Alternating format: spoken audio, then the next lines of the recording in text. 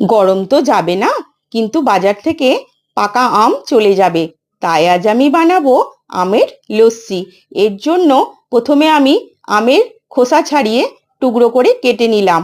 একটা মিক্সিং জারের মধ্যে কিছুটা বরফের টুকরো দিলাম, তারপর দিলাম কেটে রাখা আমের টুকরো, সাথে দিলাম বেশ কিছুটা পরিমাণ টক দই, আর দেব প্রয়োজন মতো চিনি।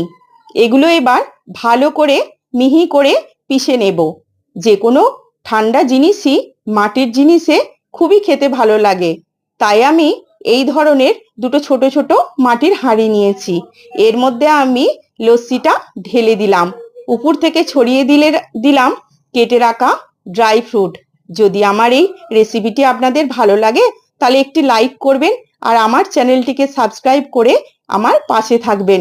ঠান্ডা ঠান্ডা ম্যাঙ্গো লস্যি খাওয়ার জন্য রেডি।